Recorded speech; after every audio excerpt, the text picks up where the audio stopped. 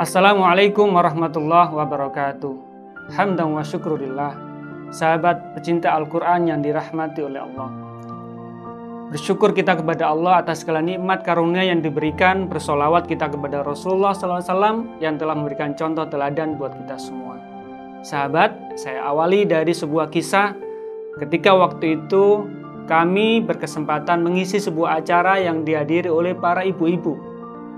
Selesai acara, mereka semua beraktivitas, dan ketika menjelang pulang, kami tiba-tiba ada seorang ibu yang datang kepada kami bersimpuh seraya berkaca-kaca matanya. "Ustadz, tolong dibantu saya," gitu. Saya bingung menjawab, "Maksudnya apa, Bu?" gitu. "Ustadz, tolong saya dibantu, saya ingin berinfak, saya ingin bersedekah." Sebuah pernyataan yang bagi saya mengagetkan, karena biasanya tidak pernah mendapatkan pernyataan seperti ini. Beliau bertanya, "Tolong dibantu saya ingin infak bersedekah." Saya tanya kemudian kepada beliau, "Kenapa Ibu kok seperti itu?" "Ustadz, gudang saya 6 bulan yang lalu kebakaran. Harta saya habis. Saya mencari-cari tempat di mana yang bisa saya titipkan untuk infak sedekah." Saya melihat dari kesungguhan beliau untuk menyampaikan kisah tersebut, saya kemudian terbersih hati bahwa bersyukur ibu ini kemudian diberikan hidayah oleh Allah untuk bisa sadar bahwa semua harta yang dititipkan yang hanya sedikit itu ada hak orang lain. Firman Allah dalam surat Al-Fatir ayat 29 menyebutkan, "A'udzubillahi minasyaitonirrajim wa anfaqu mimma razaqnahum sirran wa alaniyatan yarjuna tijaratan lan tabur." Bahwa mereka orang-orang yang beriman sedikit terbiasa menyisihkan infak dari sedikit rezeki yang telah dianugerahkan kepada mereka, baik infak secara diam-diam ataupun terang-terangan. Allah menyampaikan mereka itu sedang mengharapkan bisnis perdagangan yang tidak akan rugi.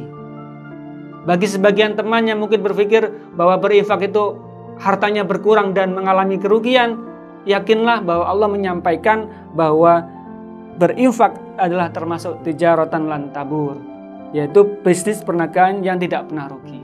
Bayangkan ibu tadi yang menemui kami ketika acara tersebut, beliau baru menyadari bahwa ketika hartanya tidak dikeluarkan untuk hanya orang lain, sebenarnya itu mengalami kerugian.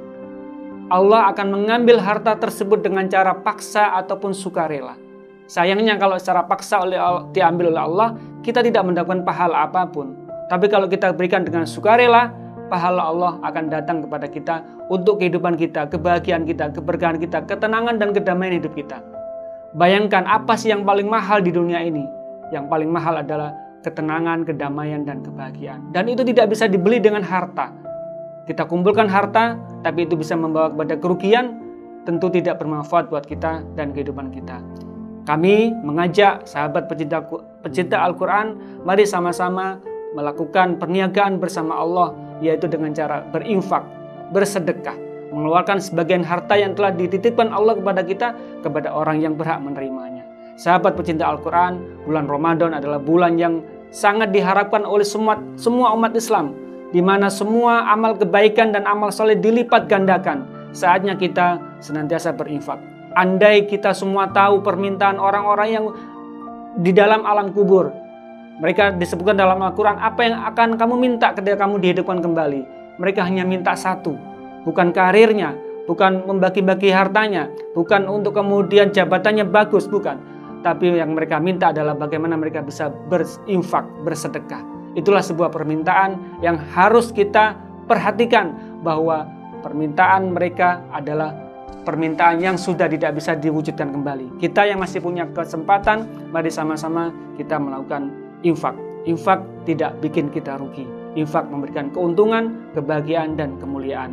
Demikian, Assalamualaikum warahmatullahi wabarakatuh.